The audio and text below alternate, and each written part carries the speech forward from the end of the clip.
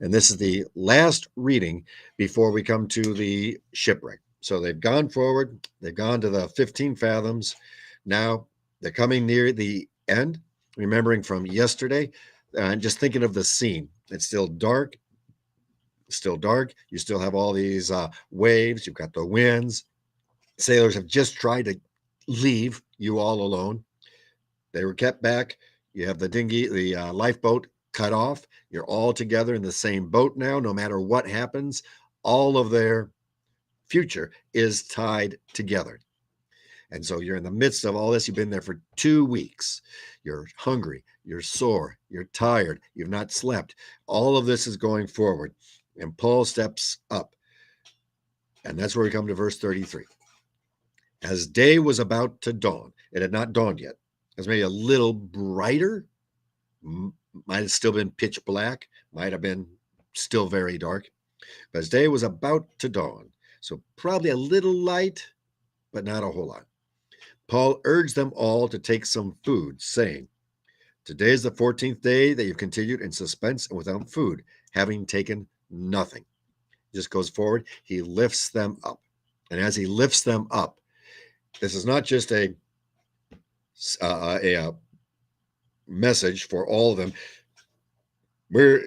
No, he's going to take this time, even in a case like this, with all of what's going on, to direct their eyes to Jesus, even with the storm, even the lack of food, even what had just happened, even with all of this going on. He's going to encourage them, but encouraging them in the Lord. How much more does that tell us about the encouragement that we must give for those that are around us? So, verse 34, they're hungry. Therefore, I urge you to take some food, for it will give you strength. For not a hair is to perish from the head of any of you. Take food. You will not die, but you need your strength. And he says, you will not. He gives a prophecy. I told before, the Lord told me this would happen. We're at this stage. He's brought us this far. Some is going to be harsh, but the Lord will bring all of you through.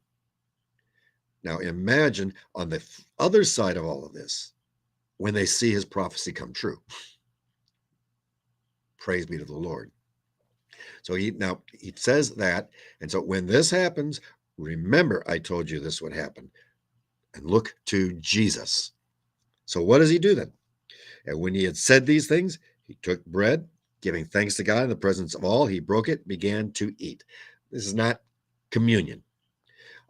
This is not a worship service, but he's just bringing them forward, and he takes the bread, and as he's doing it, gives thanks to God. It was not a pretense. It was not a light thing. It was not just saying the words. How much more so at this moment, as everybody's kind of watching him. He takes the bread, he breaks it. It was all one anyway, no sliced bread. You had to break it. And he starts to eat in front of them. But he doesn't just eat. He first thanks God. In the midst of all of this, he's thanking God. What a witness. Lord, in the midst of, I don't know. Thank you. Thank you. And he gives thoughts and he breaks it and begins to eat. Doesn't say he distributed, doesn't, just shows them, and he starts to eat. And verse 36, then all who were encouraged, then they all were encouraged and ate food themselves.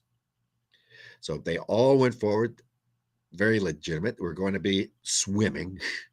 He doesn't say that, but we need our energy. So as we go forward, he's doing it. He's said this. The Lord's brought us this. Okay, that's it. There were about 276 persons on the ship. Josephus suggests sometimes there were over 300 on a ship of this nature. Makes sense. And then the last verse for today. And when they had eaten enough, they lightened the ship, throwing out the wheat into the sea. So the last vestiges of what they had, cast that out, lighten it up so we can get closer on in to all that's happening. And the key point with all this is no matter the case, no matter the situation, and this was dire, give thanks to the Lord and let those around us know that is what we were doing, thanking the Lord. It can be hard.